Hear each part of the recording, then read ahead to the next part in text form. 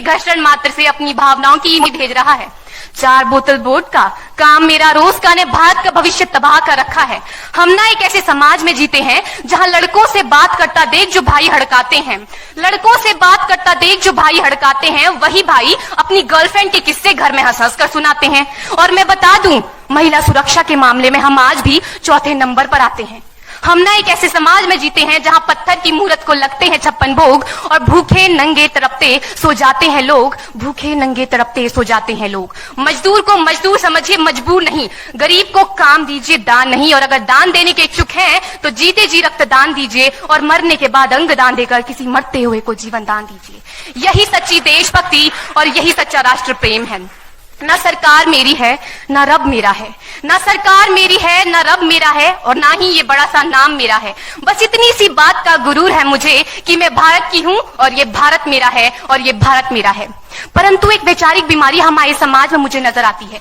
कहा जाता है हम दुनिया के सबसे बड़े लोकतंत्र हैं, जहां हिंदू पैदा होते हैं, मुस्लिम, सिख और ईसाई भी पैदा होते हैं, लेकिन बदकिस्मती है अब इंसान पैदा नहीं होते। और मेरे विचारों में ना हिंदू की जरूरत है ना मुसलमान की जरूरत है। राष्ट्र निर्माण के लिए केवल अच्छे इंसान की जरूरत है, केवल अच्छे इंसान की जरूरत है।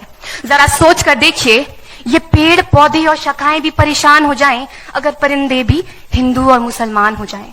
एक शैक्षणिक बीमारी भी हमारे समाज में मुझे नजर आती है, और बड़े ही आश्चर्य की बात है जिस देश ने पूरी दुनिया को तक्षशिला और नालंदा देकर के विश्वविद्यालय शिक्षा की बुनियाद रखी, आज विश्व के 100 सर्वश्रेष्ठ विश्वविद्यालयों में हमारा एक भी विश्वविद्यालय खड़ा नहीं हो पाता। जहां एक और हमारे पास IIT, IIM और NIT जैसे शिक्षण संस्थान है, तो वहीं दूसरी ओर इस देश के गरीबों को बेरोजगारी की जमात में खड़ा करने के लिए उनके हाथ में सर्व शिक्षा अभियान का झुंझुना पकड़ा दिया जाता है।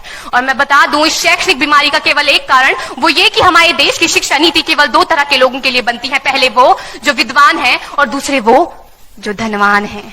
इसी तरह की कई गजब की बीमारियां हैं, और इन बीमारियों की जो जड़ है ना, वो हमारा अंधविश्वास। और मेरे विचारों में जब तक इस देश का युवा अपनी सफलता के लिए मंदिरों में जा जाकर नारियल फोड़ फोड़ कर भगवान को रिश्वत लगाता रहेगा, हमारे समाज का शिक्षित वर्ग ही बिल्ली के रास्ता काटने पर खड़े हो जाना, अपने धर्म अपनी जाति को ऊंचा मानकर दूसरों के धर्म की अवहेलना करता रहेगा, तब तक ना तो इस देश से अंधविश्वास खत्म होगा और ना ही हमारा राष्ट्र निर्माण संभव होगा।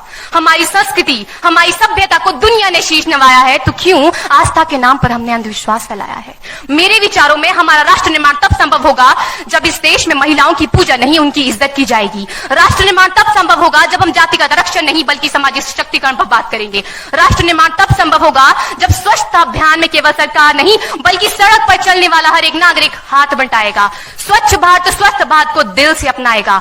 असल मायने में हमारा राष्ट्र निर्माण तब संभव होगा जब एक गरीब बच्चा मध्याह्न भोजन के नहीं बल्कि ज्ञान अर्जन के लिए सरकारी स्कूल की चौखट पर कदम रखेगा। और हमारा राष्ट्र निर्माण तब तक संभव नहीं होगा जब तक एक नागरिक नैतिक रूप से सतीन, चारित्रिक रूप से भ्रष्ट, मानसिक रूप से दिवालिया, धार्मिक रूप से अंधा, राजनीतिक रूप से गंदा, स्वैच्छिक मान मूल्यों के आंकड़ों में जिन्न शिन्न पैपंदमयी अखंड भारत को खंड खंड करता रहेगा, तब तक हमारा राष्ट्र निर्माण संभव नहीं होगा। बड़ी बड़ी बातें नहीं, छोटी छोटी कोशिशें करनी होगी, क्योंकि ठोकर हमें पहाड़ से नहीं पत्थरों से लगा करती है।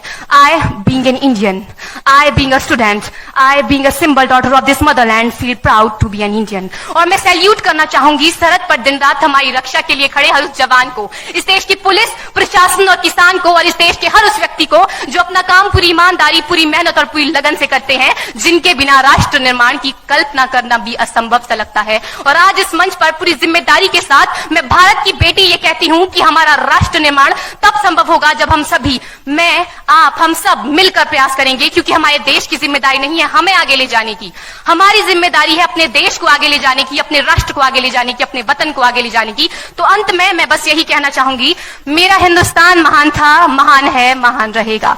मेरा हिंदुस्तान महान था, महान है, महान रहेगा। होगा हौसला सबके दिलों में बुलंद तो एक दिन पाकिस्तान भी जय हिंद कहेगा। पाकिस्तान ही क्यों, सारा जहान जय हिंद कहेगा, क्योंकि सारे जहां से अच्छा हिंदुस्तान हमारा, सारे जहां से अच्छा हिंदुस्तान हमारा, हम बुलबुलें हैं इसकी, ये गुलिस्तान हमारा, ये गुलिस्तान हमारा। जय हिंद, वंदे मातरम।